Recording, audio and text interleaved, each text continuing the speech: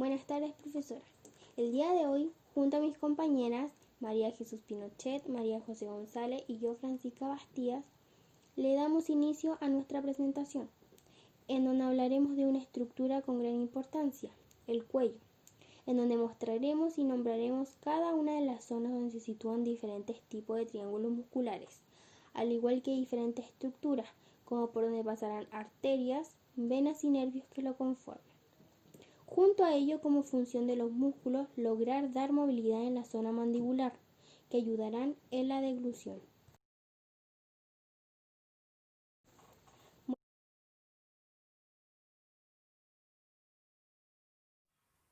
Hola, mi nombre es María José González y les mostraré las ubicaciones de dos de los triángulos anteriores.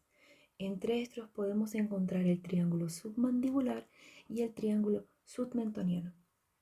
En el triángulo submandibular hay límites. En superior, el borde inferior de la mandíbula. Por inferior, el vientre anterior y posterior del músculo digástrico. Y podemos ver en el músculo posterior digástrico el músculo estiloideo.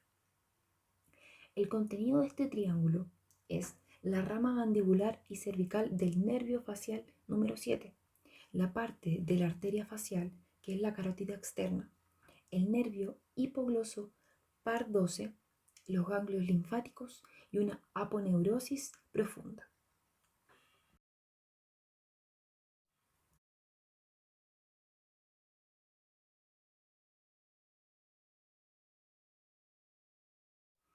A continuación tenemos el triángulo submentoniano.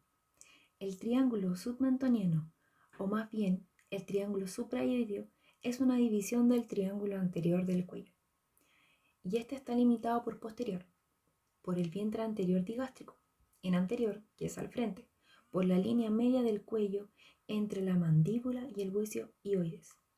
Por inferior, abajo, por el cuerpo del hueso hioides, mientras que su suelo está formado por el músculo milioideo. Sus contenidos son la arteria y vena submentoniana, el origen de la vena yugular anterior y los ganglios linfáticos submentonianos.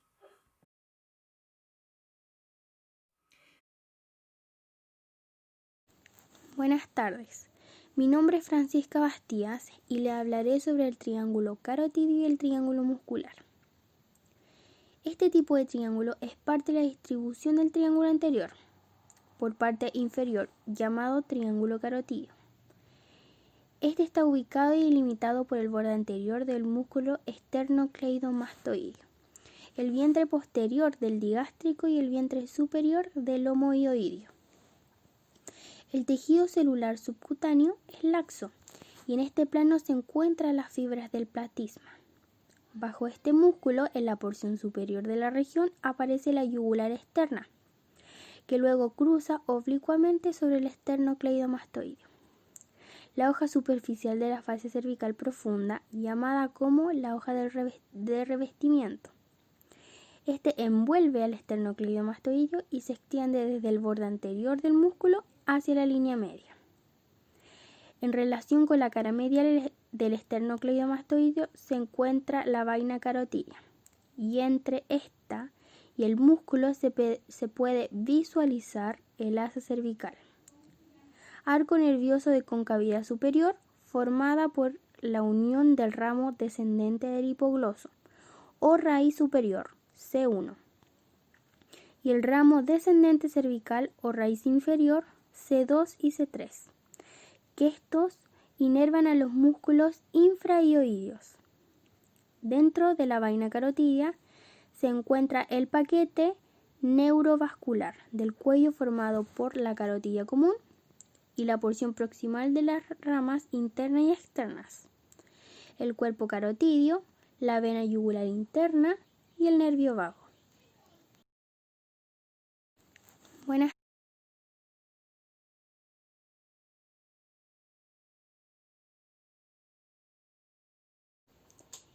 El triángulo muscular.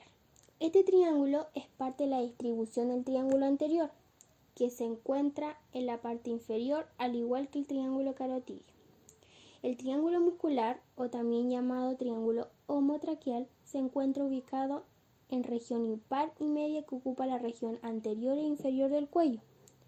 limitada lateralmente por el vientre superior de los músculos homohioideos, superiormente por el cuerpo del hioides e inferior por el esternón y el extremo medial de la clavícula.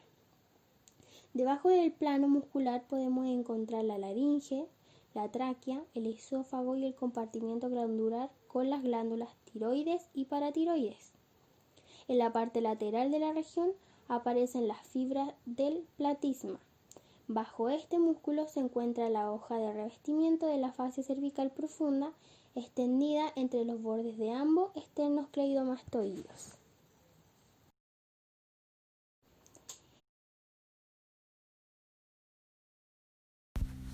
Mi nombre es María Jesús Pinochet Valenzuela y en esta instancia voy a presentar los siguientes triángulos.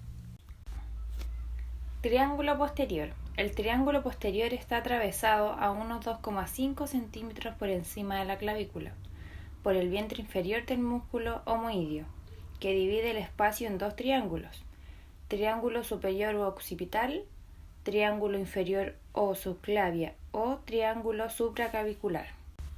El triángulo posterior tiene como límites por delante el borde posterior del esternocleidomastoideo, por detrás el borde anterior del trapecio, por caudal la parte media de la clavícula y la base del triángulo posterior por cefálico, el punto de encuentro de los músculos ya nombrados a nivel occipital, zona que corresponde al vértice de esta región.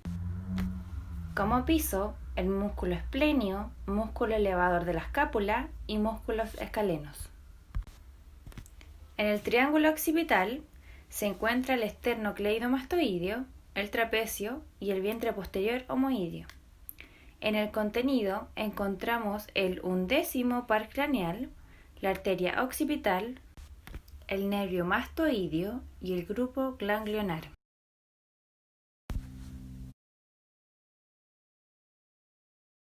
En el triángulo supraclavicular se encuentra el músculo esternocleidomastoideo, la clavícula y el vientre posterior homoideo.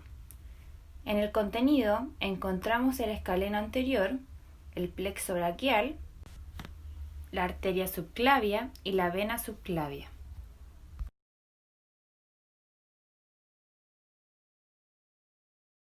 En el triángulo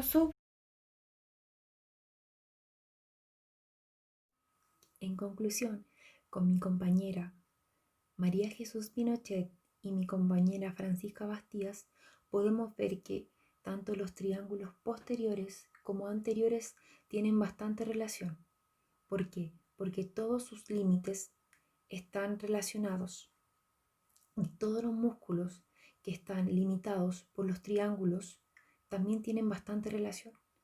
Pueden pasar venas, arterias y nervios muy importantes para el corazón, el pulmón y para nuestra movilidad.